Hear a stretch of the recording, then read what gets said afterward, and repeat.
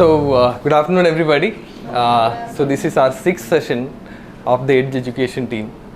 So today the topic is all about artificial intelligence. I hope everybody would have heard about artificial intelligence, but many of you might not be aware what is in depth, what it is, how it can be useful to our daily work life, things like that. So today we have the presenter, Mr. Munir Majid. He is the founder and Chief Content Officer of a content creating initiative called Eon Metis. I hope I pronounced it correctly. He is also has proven his craft as a professional photographer, videographer for the corporate events, even doing the headshots, food photography, etc. So he's the right choice for such an event. He can take us through all the developments, the future possibilities that is there in front of us. So basically, artificial intelligence, it's a field that has recently been evolved, that is recently been changing, and which is reshaping the way that we look at our lives, our work, and the way that we interact with technology. So for today's presentation, he will take us through the basics of AI, the history of it, the current status, and the future opportunities that it can offer to us, especially concentrating on the topic on how to benefit us in our daily work lives, how we can learn that, how we can make use of that in the future work life. So over to you, Mr. Munir. All the best. We are all curiously waiting to listen from you. Thank you. Yeah. All right. Thank you very much, Mr. Rakesh. It's actually a pleasure to be able to be here and speak to all of you. Truth be told, when he asked me like 2 weeks back to come and speak to you about AI, I was like thinking like, okay, how do I talk to people who are working in the, who are doing fire and safety, and how can I relate it to something that you guys can actually find useful? And truth be told, again, I'm actually quite nervous, although it doesn't show on this small baby-like face. So I'll start with a small introduction. As Rakesh said, my name is Munir Majid. I am by trade a graphic designer, photographer, videographer, and I recently started my own small startup called Eon Metis. So we are mainly into content development and content creation, and at the same time, we do brand development as well. I'm also a partner for another initiative that's called as Wedopedia. So in case any of you are looking to get married, I'm the person that you need to get in touch with you so that I can actually help you plan your weddings anywhere in the world. In terms of actually building up your finances and to make sure after your wedding, you don't end up with a huge debt. It's mostly, that's the case in most of the time. So in terms of AI, can I see with the, raise your hands like who have actually interacted with AI, who know what ChatGPT is, who have like a basic idea of what they're doing with AI. So please, anyone with a show of hands. Okay, that's right. Can you tell me what is your experience with AI? What have you done, and what was your experience up until now? I was using ChatGPT, and I still use sometimes. Okay. It's like a search engine. It's not a search engine, but it takes all the content in the web. Yeah. And gives you the correct answer what you are looking for. Yes. Unless you have to give the proper instructions. Yes. That is ChatGPT. But if you are looking for image creation or anything, video creation, it's the same concept, but it gives it as an image. For example, Okay. if you want to have a picture of me, unless I'm famous, okay, and doing something like I want a background with certain requirements. So I type it and then it gives you the results. Yeah. And what's been your experience like using it? Do you think of it as something that might be beneficial for you? ChatGPT is really good, actually. Okay. It gives me precise answer what I'm looking for, but the images and everything, there are some faults. So I think they're still working on it. And have you been able to talk to anyone within your team or within the company about using ChatGPT and how it's helped you? I spoke to Shine sir once. Okay. All right. What has your experience been actually? I'm not using ChatGPT, but I'm using another variant, Okay. POE. Okay. So POE, it helps you in the graphics, it helps you develop the speeches, Okay. all those things also. Right. And even a little bit on the app, which I'm trying to develop one of them. Oh, So okay, okay, even okay, that, good. So you've gotten a little bit ahead in terms of. But then again, you need to really put your views into it, Yeah. and it gives you very, you can say almost 20% of it. It refines it and then gives it out. But it is really not AI intelligence. Yes. Because the creativity is still in you only. Exactly. So that together, I think it is going to take some more time. Yes. So because what they are doing is they are really not integrating it with the real search engines. Right. It's still being integrated with maybe the page 7 of the Google search or page 9 of the Google search. I don't know why they are still doing it that way. Right. The page 1, the page 1 of the Google search, I still find it's much better. Right. You know, rather than using the ChatGPT or POE or whatever. Okay, but I think there are a little bit of variations on like how you use ChatGPT, like what you were saying, like it depends on the prompt that you're giving. But before we get ahead of all of that, let's rewind it a bit. So what I initially want you to do now is basically just relax. I want all of you to close your eyes. Please, all of you close your eyes. Just relax, because I want you to envision something that I'm going to tell you now. So please, all of you close your eyes. Now, it's actually the weekend. You guys are planning to go out with your significant other, husband, wife, boyfriend, girlfriend. I don't judge, whoever it is. So now you're going into a restaurant. The specific thing about this restaurant is the initial dish you cannot make any choice about. They will give you a dish and you will have to eat it. So the first is you enter into the restaurant, you sit at your table, and the waiter comes, he places a plate on the table in front of you, and the next thing he places in the plate is actually one carrot. That's basically it. He just places one carrot, right? Okay, can I ask you to open your eyes, please? We will come back to this at a later point, but I want this to sort of like, grow in your head, that doubt, what am I trying to do with this? Yeah? So let's start with AI. In terms of AI, it can be a lot of things. It can be, yes, artificial intelligence, but the question is it really intelligent? What most people think, half of the people in the world think it's absolutely interesting. It'll change the state of the world. Everything may improve for the better, or it can be annoyingly irrelevant. It can be either one. It depends on how you perceive AI to be, or what you perceive the functions of AI to be, right? How many of you have an iPhone? Raise your hands. How many of you use Siri? You use Siri? Not sorry. Even for location, even to play a song, even to. Yes. Now the thing is, we think that. Siri only you use. Yes, exactly. Most iPhone users, yes, are comfortable with using Siri. Yes. Siri is actually a form of artificial intelligence. It's been there since iPhone started developing properly, but we were not aware of it. Not many people make use of it. But because AI has seen such a big growth in terms of when ChatGPT came out last year, I think November 2022 was when they actually released ChatGPT, and it just shook the world. That's when people started going back and thinking, oh, is it something that's actually new? No, it isn't. What's happening now? This is what you see in the papers. World is ending. People are going to lose their job. Everyone's going to be out of work. Everyone's going to be sitting at home twiddling their thumbs. Nothing much to do. You're losing money. Economy is crashing. That's what people want you to think, because every single day when you look at LinkedIn, how many articles do you see where people are saying, oh, you have to get with the AI. You have to get with the AI. If not, you're going to lose out. How many of you feel that you might be losing out? Raise your hands, please.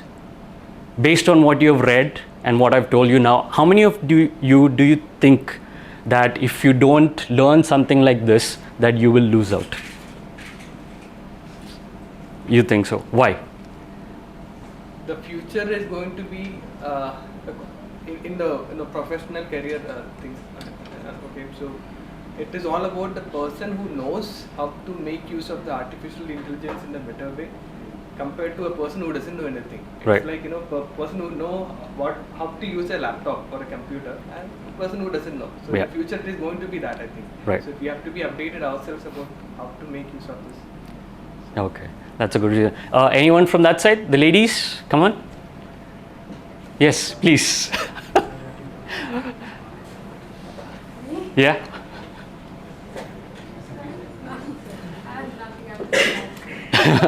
Okay, so as of now you have no idea, but you are reading the reports that you see in the newspapers, like how the news feeds come in. You're seeing how anyone and everyone is talking about AI, what it can do, what it can't do, how it's going to change the world, how it's going to like destroy the world. You're either in one party or the other. It's going to benefit you or it's not going to benefit you. Yeah, but this is what you normally see in the news. And following that, we start with fear mongering. It's what the people are doing, it's what the news channels are doing. Now, if you look at the Dubai market itself, in the UAE itself, you have all these small startups coming in. They're putting out softwares or applications that are based on AI. They're saying, oh, you have to use this. If you don't use this, your company is going to go under within 2-3 years. But then there are other people who think, Kaliwali, I don't care about this. It's not going to affect me. It's not going to affect me in the least, and I'm not going to bother about this. Right? So again, it's there. Some of the jobs will be affected, which is an inevitability. And the biggest and the first job that actually gets taken care of is actually mine, content development. AI can write copies, AI can write scripts, playbooks, everything. AI can generate photos. If you put a picture of yourself into the generating thing, it can actually come up with a headshot of you in different situations. So what is my relevance as a headshot photographer? If it's a restaurant, they can basically go on to something like Leonardo or even Midjourney. Those are AI prompters who actually generate images. They can type, okay, I want to see a piece of cake on a table in a restaurant by the window. You will get a cake. And it might not be the exact thing that they're looking for, but it will tide them over instead of having to spend hundreds of thousands or whatever it is they're going to spend on marketing budgets. Most of the companies are going to actually cut down on their marketing budgets because of this, and some of them are actually started. In the US, BuzzFeed, that's the most popular thing. They actually removed most of their writers and they said, ChatGPT is there. We can do content writing using ChatGPT. But there are issues with that, because when you have used ChatGPT for a while, you will see that there are nuances on how it phrases sentences, how it phrases words, where the words are repeated.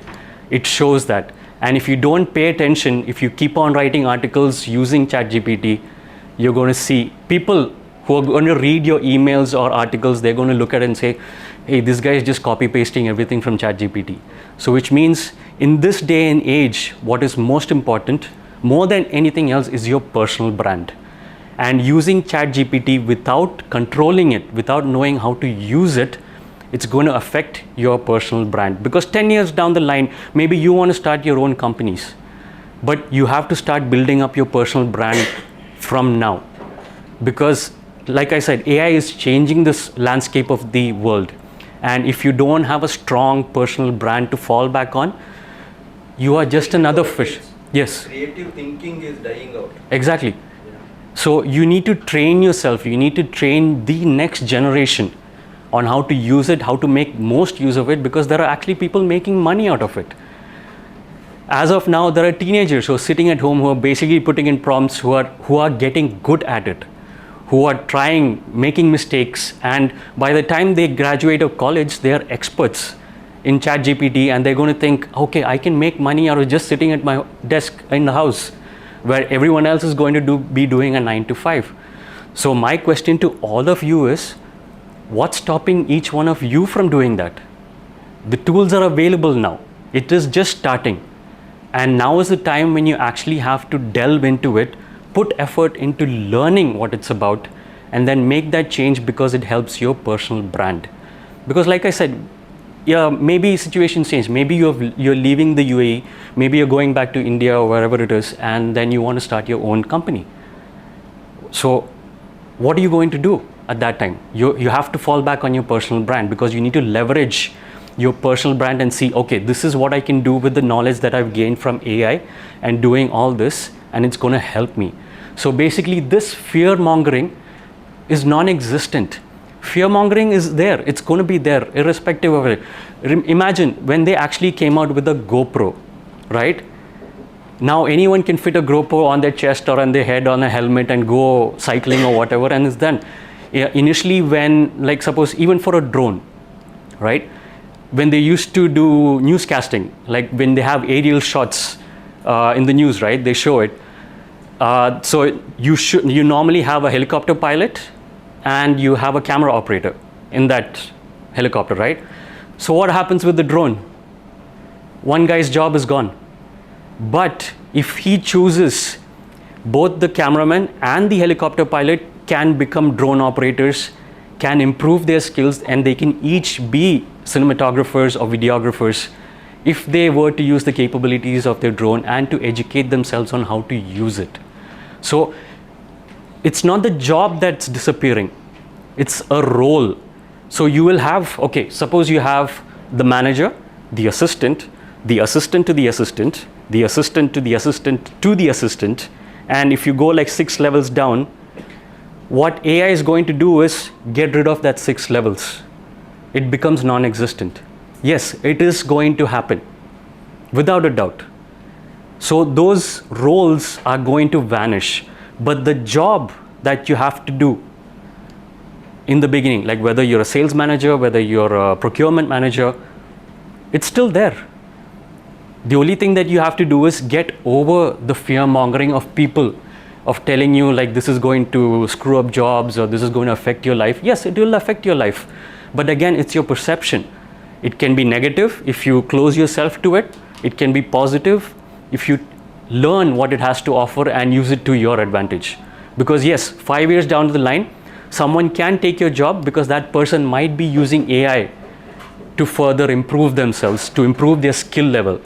You have a chance now to actually put in that effort and become better by the time that other person is ready.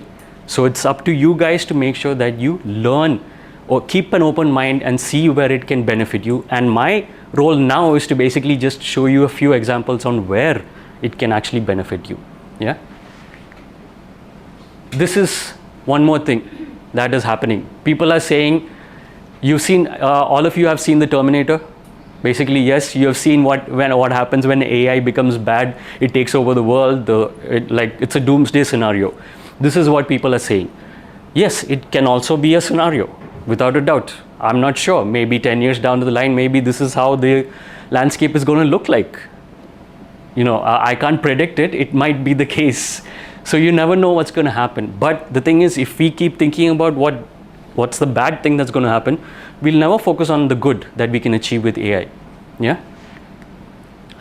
This is actually what AI is doing now, right? These are small tasks.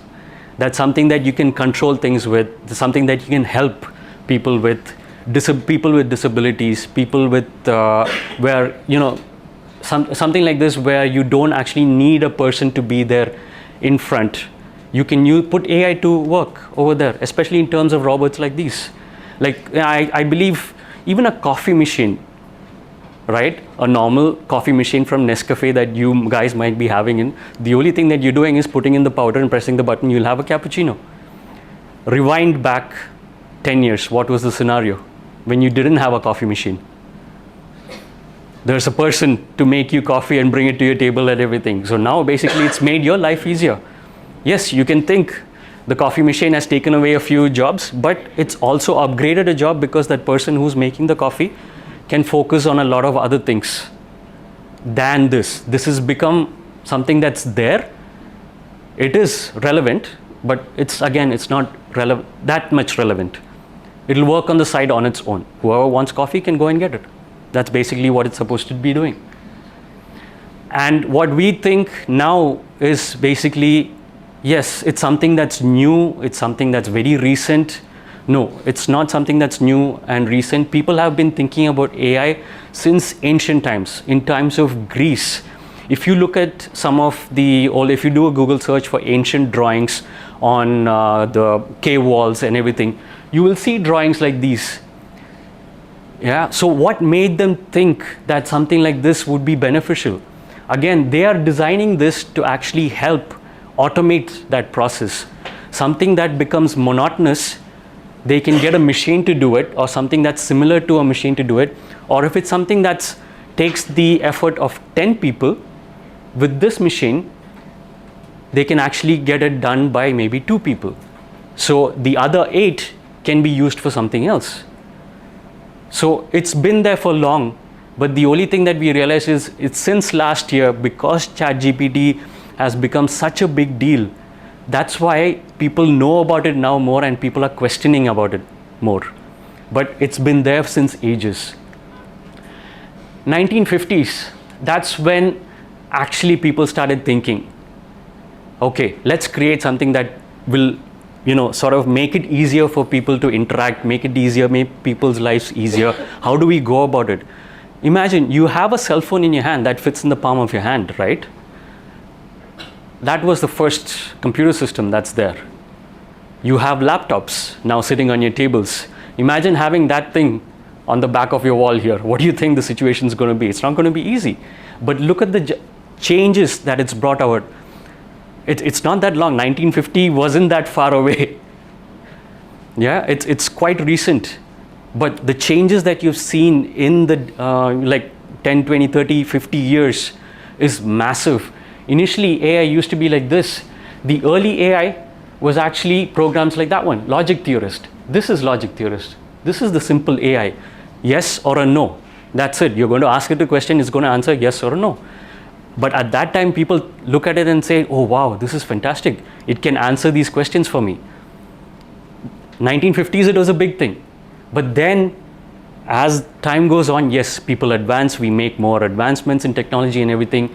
And then, now you get people like this. The reason I address him as a person is because he mimics a human being. His name is Atlas.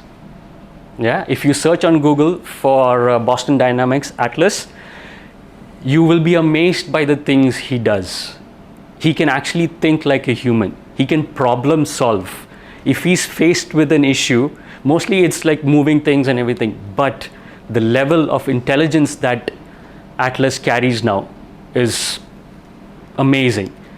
So whenever you're free, once this is over, please head on over to Boston Dynamics. The amount of technology advancement that they have done as of now is absolutely fantastic. How it will be used, that again, I can speculate a lot. I can say a lot of people's jobs will go, but then I can also say maybe, let's say, example, for a scenario, maybe you have ailing parents or grandparents inside the house. Maybe you can get Atlas to come in and help them do their household chores and give you like maybe daily updates, what's happening. You can feed into Atlas, you can question Atlas, hey Atlas, what's happening here? How is my mom doing? How is my dad doing? It might help, because that's the next level of advancement that you're going to see with these guys. And it's not only Atlas, you're going to find a lot of other robots which, yeah, yes, exactly. Tesla is also coming up with it. So you're going to see such an advancement. Again, it's our perception that matters. We can choose to look at it in a bad way, but we can also choose to look at it in a positive light and see, okay, where and when will it help us? Yeah. Now, in terms of what you guys are doing, okay, enough of speculations and everything, let's go into a bit more about functions. So basically, AI is something that actually mimics human behavior. And how can it help you in your daily life? Yeah. We start with this. Who are actually in the e-commerce team here? Okay. You guys develop the chatbots? As of now, you don't have chatbots? No, we Okay. Web store has no chatbot. We were speaking about it, but Okay. All right. If you go on to Emirates NBD's or one of the bank's website, they are sort of like pushing the envelope in terms of customer service and development, everything. Although I have a lot of issues with speaking to Eva or whatever her name is, which is absolutely rubbish. There's a lot more to be desired in terms of how it's a. The bank itself is okay. Yes, that's another issue with that. So you have chatbots, you have virtual assistants, like maybe someone calls your branch and requests or something. Maybe instead of actually you answering that call, you can put it on a virtual assistant. Maybe that virtual assistant can help you field that call, see what the person requires, and then give that call to you, whether it's actually a valid lead or a requirement. Because what happens is, I'm sure most of you have faced it, that people will ask for like 100 quotations and then they'll go with the cheapest one from the thing. So is it worth your time to actually sit on that 101st quotation? No, it isn't. So it helps you field the calls. So if AI chatbots and virtual assistants can basically help you get rid of that thing that annoys you, then why not? Why wouldn't you use it? Most of the more popular things is, again, I haven't had much experience with Salesforce Einstein, but again, who all are from the marketing department? Yes, hi, how are you? I didn't see. Sales and marketing, sorry? You guys are there. Okay, awesome. So Salesforce Einstein, again, how important is customer data to you in terms of sales? Yeah, it's very important because we need to follow up on them on daily basis. Yes. Would it be easier for you if something else actually took care of that follow-up so you can focus on building a separate platform better? Yes, because Yes. So that example, live example from your team, your departments, someone saying yes, AI can make it easier for them because it can, the analysis can be taken away, which they have to spend hours and days, and any issues you need to look at content, data, whatever comes in, you need to figure out, hey, what's wrong, is this correct? Let AI take care of the monotony, the thing that you have to repeat again and again. Let AI take care of that so you can focus on giving that exact lead that actually brings in revenue into the company. So it makes their life easier, yeah? So again, there are lots of other tools like this, and another one is actually Grammarly.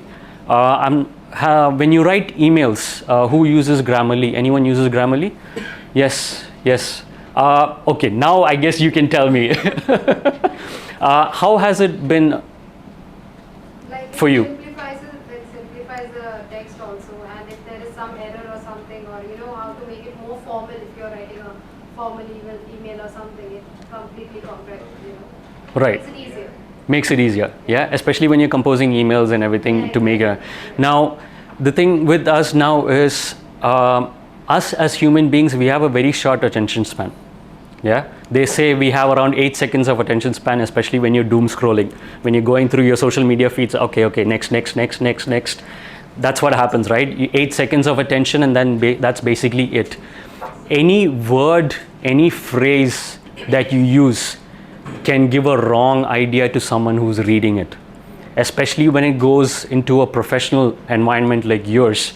If you don't form the right email with the right tone of voice, yeah, it can be like maybe you woke up on the wrong side, maybe you spilled coffee on your dress while coming to work, and then you're sitting at a table and you have to field an email from a customer, and it's a bit rude. So how do you sort of go across that? The amount of time you spend on an email trying to figure out, okay, what do I write? I don't want to seem rude or very forward because I need to get my headspace right. What do?